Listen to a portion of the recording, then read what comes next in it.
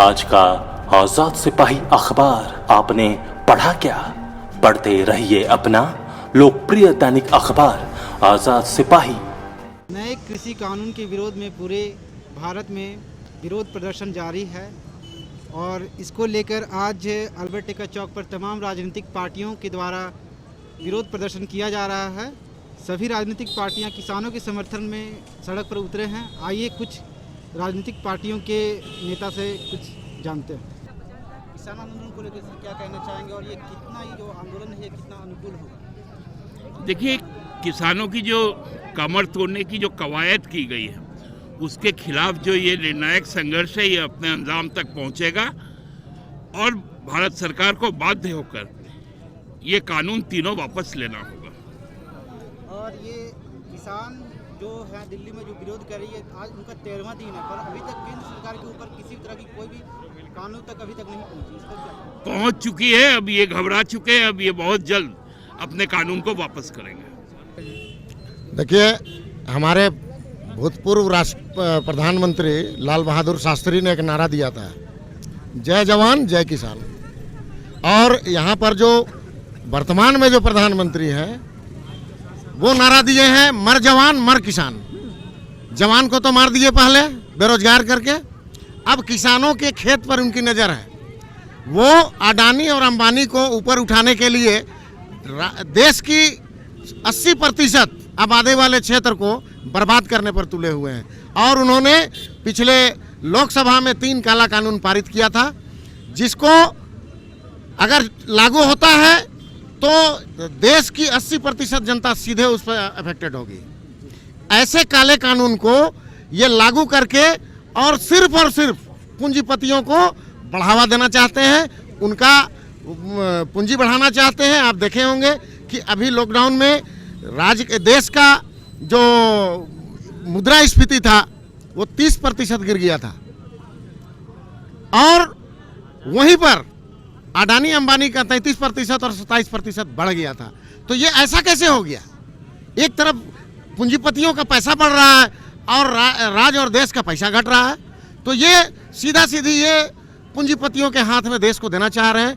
लेकिन झारखंड मुक्ति मोर्चा इस ऐसे काले कानून का विरोध करती है और हम उस तीनों काले कानून को वापस लेने का कल मांग करते हैं। अन्यथा आर पार की लड़ाई जो हमारे माननीय मुख्यमंत्री ने घोषणा की है, आगे लंबी लड़ाई की घोषणा की है, हम लोग हर स्तर पर जाने के लिए तैयार हैं। और जब तक ये काला कानून वापस नहीं लिया जाता, हम इस तरह का आंदोलन करते रहेंगे। सर, कितना हितकारी है ये आंदोलन किसानों के लिए? देखिए, यहाँ पे आज यहाँ भारत देश का हर एक नागरिक आज किसानों के साथ है। आज जितने भी अन्नदाता लोग हैं, हमारे कृषि वाले मित्र हैं, कृषि मित्र लोग हैं, आज देखिएगा कि आज वो लोग हम लोग को शर्मनाक दौर से आज हम लोग गुजर रहे हैं। आज देखिए, जो किसान का नाम लोग खाते हैं वो आंदोलन करने पर तुले हुए हैं, रोड के किनारे में अन्न जल त्याग करके वहाँ पर आंदोलन कर रहे हैं। तो ये मोदी सरकार का सबसे ही काला कानून इन लोगों ने लागू किया है, जिसका हम लोग भरपूर विरोध करते हैं। आज आप देखेंगे, आज कटिहार में बिहार में करीब 75,000 टन उन्होंने अपने गोडाउन बनाया है, अडानी ग्रुप का गोडाउन है। तो आप सोच सकते हैं कि ऐसे कितने गोडाउन यहाँ पे बनेंगे सिर्फ और सिर्फ चंद पूंजीपतियों को फायदा पहुंचाने के लिए सरकार ने इस तरह का कानून लाया है, जिसमें हम लोग भरपूर विरोध करेंगे और सदन से लेके सड़क से लेके सदन तक हम उसका विरोध करेंगे। जब तक ये बिल वापस नहीं होता है हम लोग उसका भरपूर विरोध करेंगे। दिल्ली में आज किसान, पूरे भारत से किसान दिल्ली में लगभग 13 दिन से वहाँ आंदोलन कर रहे हैं, पर अभी तक केंद्र सरकार, ये मोदी सरकार का कोई नया चीज़ नहीं है। ये आधी अधूरी योजनाएं बनाते हैं और उनको लागू करते हैं। ये कोई नई बात नहीं है और भुगतना सारे देशवासियों को पड़ता है। आज किसान भूखे मर रहा है। आज किसान सोचिए, आज इतना अनाज उपजाने के बावजूद भी आज रोड पर खड़े हैं। तो ये कोई नई बात नहीं है, इनका जल्दीबाजी में किया गया आज नहीं, लगातार आप देखेंगे कभी रात को GST लागू कर देते हैं, कभी नोटबंदी कर देते हैं।